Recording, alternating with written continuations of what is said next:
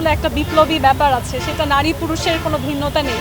হয়তো কিছু সামাজিক সাংস্কৃতিক ধর্মীয় বাধা নারীরা একটু বেশি ফেস করে পুরুষের থেকে, কিন্তু পুরুষও কিন্তু কম বাধা ফেস করে না। আমার মনে হয় যে যারা এই সাংবাদিকতার পেশায়ও আছে বা রাজনীতির পেশায়ও আছে, তারা পুরুষ হিসেবেও এই বোঝাটা পরিবার থেকে ফেস করে যে কেন তুমি আরও অর্থনৈতিকভাবে সমৃদ্ধ কাজে গেলে না, কেন জীবনের ঝুঁকি নিয়ে কাজ করছো।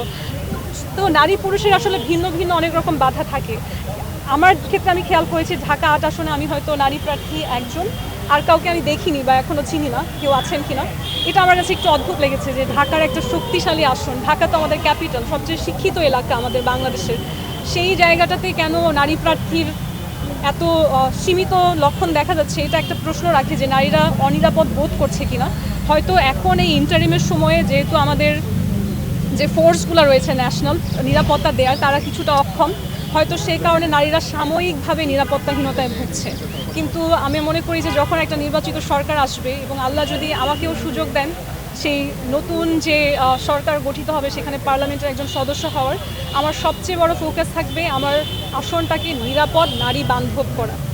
আমি এই আসনে জন্ম থেকে বেড়ে উঠেছি, এখানে স্কুল কলেজে পড়েছি, এখানে রাস্তায় চলতে গিয়ে একজন নারীর কী বাধা ফেস করতে হয় সেগুলো আমি নিজে ফেস করেছি। এবং আমি চাই আমার ঢাকা ৮ আসনে নারী পুরুষ কারো যেন হাঁটার সময় মনে না হয় আমার গানম্যান লাগবে, তারা যেন নিরাপদে হাঁটতে পারে, কোনোভাবেই কোনো স্ট্রিট হ্যারাসমেন্টের শিকার না হয়। এটার জন্য আমাদের স্ট্র্যাটেজিক্যালি অনেক প্ল্যান আছে। আমরা কোন কোন জায়গায় সিসিটিভি দিব, কোন কোন জায়গায় সেটা কীভাবে নিয়ন্ত্রিত হবে, আমরা এটা একটা ডিপ রিসার্চ করছি এবং ইনশাআল্লাহ যদি সুযোগ পাই আপনারা সেটা বাস্তবায়ন হতে দেখবেন। আচ্ছা আপু, এখন পর্যন্ত কিরকম সাপোর্ট পাচ্ছেন এই ঢাকা ৮ আসনে? আলহামদুলিল্লাহ আমি অনেক ভালো সাপোর্ট পাচ্ছি। ঢাকা ৮ আসনে আমার জন্ম বেড়ে ওঠা, আমি বলেছি। সো এখানে একটা বিশাল জনগোষ্ঠী রয়েছে যারা আমার বান্ধবীর বাবা মা, যারা হচ্ছে আমার নেইবার প্রতিবেশী, এবং আমার দলের যে নেতাকর্মীরা আছে, আমার দলীয় অফিস আছে, সেটাও এই ঢাকা ৮ আসনের মধ্যে।